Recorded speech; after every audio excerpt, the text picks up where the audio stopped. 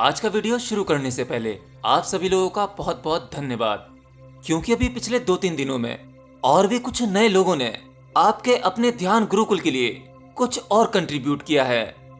और इस बार तो यूएसए से भी एक मित्र ने कुछ हेल्प भेजी है। बस इसी प्रकार से मुझे कुछ ही लोग चाहिए जिसकी मदद से आपका अपना प्रोजेक्ट बहुत जल्दी पूरा हो सके।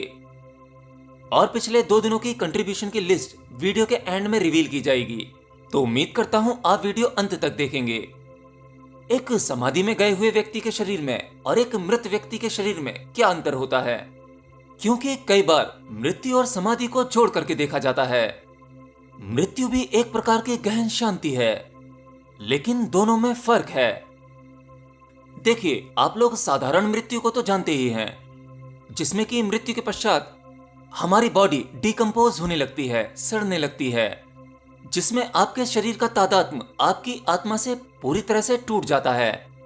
और जब शरीर में प्राण देने का स्रोत खत्म हो जाता है, तब इस शरीर के चलने का कोई अर्थ नहीं है। ये मिटने लगता है, ये प्रकृति में ही नष्ट होने लगता है।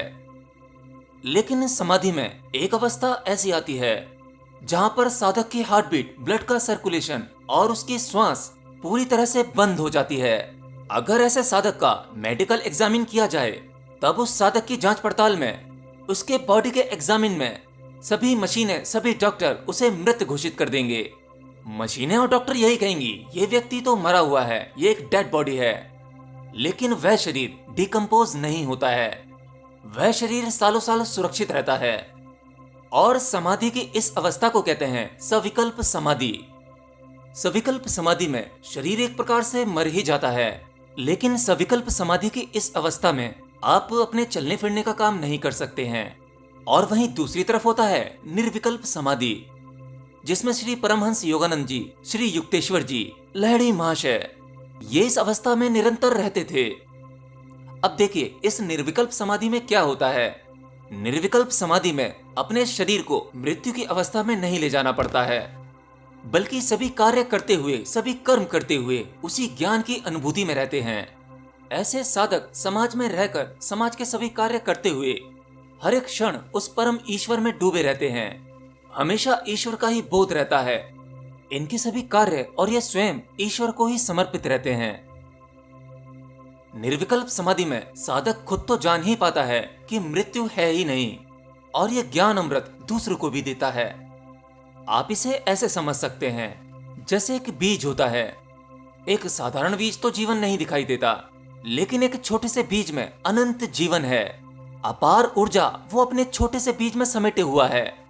इस एनर्जी का अंदाजा आप ऐसे लगा सकते हैं, जब वह बीज धरती में, मिट्टी में दबकर उसकी गर्मी से फूटता है, अपने प्राण त्यागता है, तब उसमें वृक्ष अंकुरित होता है और वह वृक्ष एक विशाल आकार लेता है।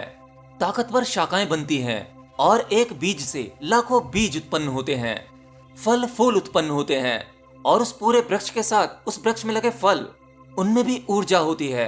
वही ऊर्जा आपके भीतर जाती है जब आप फल खाते हैं।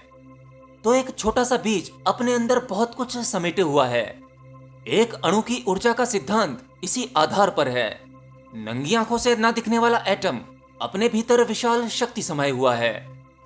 तो जो एक अवतार होता है, अपने शरीर को बनाए रखते हुए भी चारों तरफ ज्ञान का प्रकाश फैलाता है, और यह ज्ञान अवतार से गुरु और एक गुरु से दूसरे गुरु इसी तरह निरंतर चलता रहता है।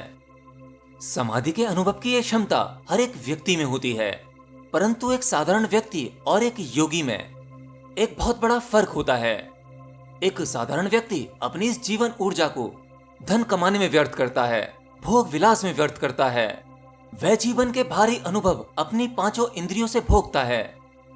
ईश्वर द्वारा दी गई उस ऊर्जा का इस्तेमाल भीतर की ओर ना करके बाहर की तरफ करता है। लेकिन एक साधारण व्यक्ति यह भूल जाता है कि उसे जो भी सुख, जो भी संतुष्टि उसे अपनी 5 इंद्रियों से मिल रही है, वो केवल एक भ्रम है, माया है। आप अपने जीवन में से एक्सपेरिमेंट करेंगे तो जान पाएंगे। आपके जीवन में जो भी दुख है, उस दुख को पकड़कर उसके छोर तक जब पहुंचोगे, तो अंत में जानोगे उस दुख का जन्म सुख की चाहत से ही हुआ था। आपका सुख चाहना ही आपके दुख का कारण बनता है, और इन्हीं सभी कारणों की वजह से ज्यादातर लोग आध्यात्मिक मार्ग में फेल हो जाते हैं। उनका मन तो करता है आध्यात्मिक होने का, और शायद कभी कभी बार बार से आध्यात्मिक हो भी जाते हों, परंतु वह भीतर से जानते हैं कि वह अपने आप से ही छल कर रहे हैं, कपट कर रहे हैं। तथा कथित आध्यात्मिक होना यह केवल एक दिखावा है। आपको यह जानना चाहिए कि आध्यात्मिक मार्ग पकड़कर छोड़ने के लिए नहीं होता। असल में आध्यात्मिक मार्ग ही आपका सच्चा जीवन है। आध्यात्मिक मार्ग में कोई डुअलिटी नहीं है, यहाँ तो केवल एक है, वही सत्य है। यहाँ केवल आपको सुख या मैं कहूँ आनंद ही मिलता है, और आनंद का अपोजिट नहीं होता। और आप आध्यात्मिक मार्ग में जब भी सफल हो सकते हैं जब आपके विचारों पर लगाम लग सके। याद रखना, आपको कोई व्यक्ति या समाज नहीं भटकाता। हाँ, ये कारण बन सकते हैं, क्योंकि इन्हीं कारणों की वजह से आपके मन में विचार आते हैं, और विचार आते हैं तो वो बदलते रहते हैं, और जब विचार बदलते हैं तो आप बदलते हैं। इसीलिए आप आध्यात्मिक मार्ग पर कांस्टेंट नहीं रह पाते। और आज की हाईएस्ट चैरिटी जो यूएसए से आई है, मिस्टर डैनी पटेल, इन्होंने गुरुकुल की स्थापना के लिए भेजे हैं $700।